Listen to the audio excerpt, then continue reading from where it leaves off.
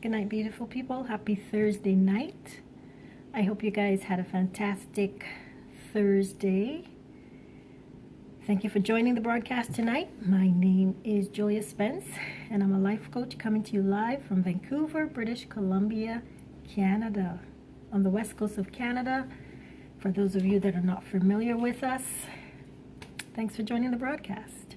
So this week, our topic has been plan with your purpose in mind. And last night we shared on down but not out. Hi Eileen, thank you so much for joining. Tonight we are going to talk about David and Goliath. So sometimes God gives us a plan and the dreams, and sometimes you dream of owning an airline, sometimes you dream of having a series of a chain of businesses all across North America. And at times when we think about these plans, we become paralyzed. And really the other word for paralysis is fear. We become afraid because we say to ourselves, how is this thing ever going to happen? But tonight I want you to join me as we look at a young man in the Bible. His name is... Hi, Allison. Hi, Linda. Thank you so much for joining. We're in Judges 6, chapter 6, and we're going to start at verse 11. And it says, the angel of the Lord came and sat down under the oak in Ophrah that belonged to Joash the Abizarite, where his son Gideon was threshing wheat in a winepress to keep it from the Midianites. When the angel of the Lord appeared to Gideon, he said, the Lord is with you, mighty warrior. Good night, Allison. Hear what the angel said to him.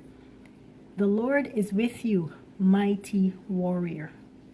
Pardon me, my Lord, Gideon replied. But if the Lord is with us, why has all this happened to us?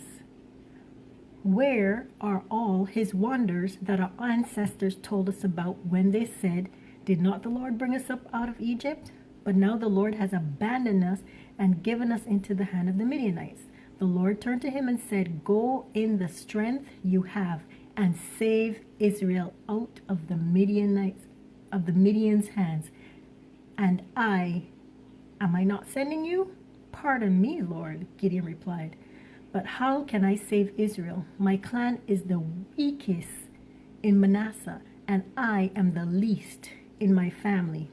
The Lord answered, I will be with you, and you will strike down all the Midianites, leaving none behind.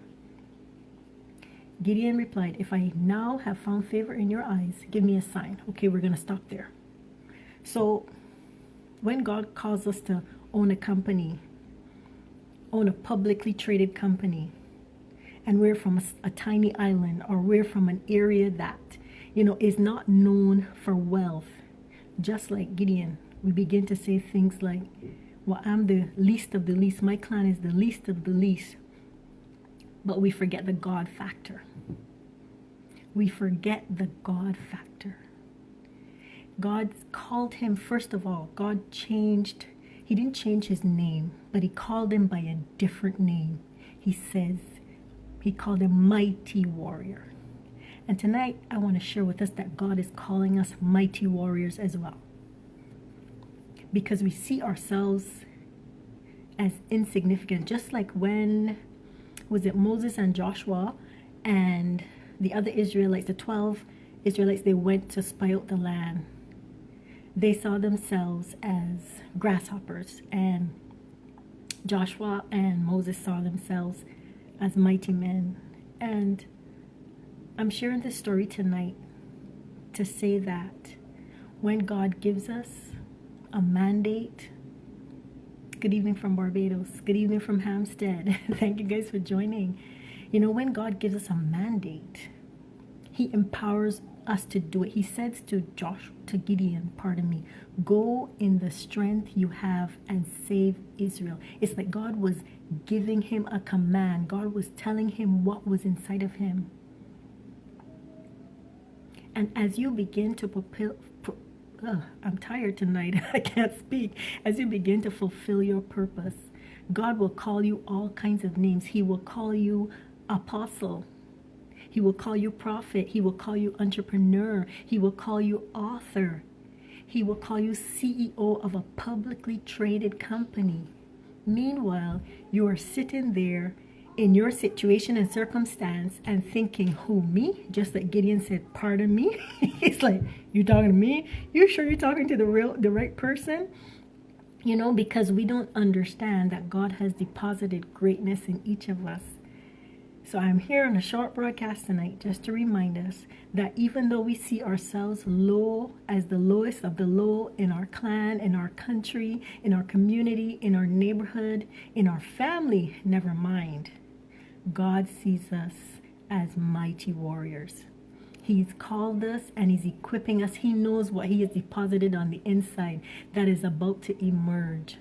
So don't let fear, don't let paralysis stop you from accomplishing what God calls you to accomplish. Fear is real, guys. Fear is real. I shared with you before that when I was working with Coach Danielle Winningham, and she was saying to us, you know, go live, go live, go live. It's free advertising for your business. Go live. You know, this is the way to go. And when I did my first, actually I started on Periscope. They didn't have Facebook Live available yet.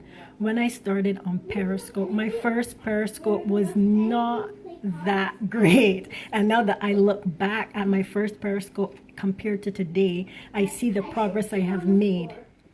I see the progress that I have made. So I want to encourage, excuse me guys. Thank you. So I want to share with you guys, you know, to be encouraged tonight that where you began is not where you're going to end up. As Wilma Williams always says, God has an expected end for us. Okay, and that expected end is greatness. Just like he got all the men together for Gideon. Gideon had a mighty army, and if you go on to read about Gideon, God cut down the army to about 300 men, I think. Pardon me. God cut down the army to about 300 men. So sometimes the great things that we think that we need, we don't actually need all of that. We need the God factor. We just need the God factor. And once you have the God factor in the midst of your situation and circumstance, know that you are going to be successful. We know that Gideon went on to be a very successful, mighty warrior. He became a mighty warrior, and so will you become a mighty warrior in your publicly traded company. You will become a mighty warrior as a CEO. You will become a mighty warrior as an author, as a published writer. You will become a mighty warrior. Once God has called you, know that everything that God needs you to accomplish, you are going to accomplish. So go ahead. Gideon was afraid, but he still kept moving. So I want to encourage us tonight that whatever you have started for God, and because you were afraid, you stopped doing it, keep moving. Get back up tonight and keep moving. Get back up on that horse and ride again. Be encouraged. You are not alone. You are not alone. Many of us are stepping out. If you watch across the world, I have never seen so many coaches in the times that I have been on this planet. I have never seen so many coaches emerge, because God has so much deposited in people that we are going to need coaches. We're going to need helpers.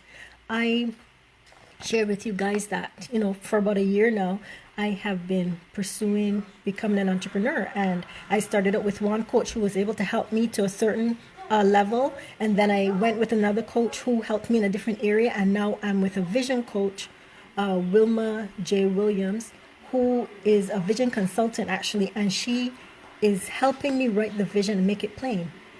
So I want to encourage you guys tonight that whatever your dream, the dream is that God has deposited in you, He is going to send the right people. I shared this with you last night, and I want to reiterate that tonight.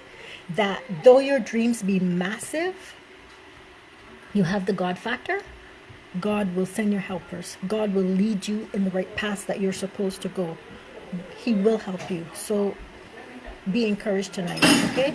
Thank you guys so much for watching the broadcast. Have yourself a wonderful night, and I will see you tomorrow night as we wrap up our series on Plan with Your Purpose in Mind. Have a super night now. Good night. Bye.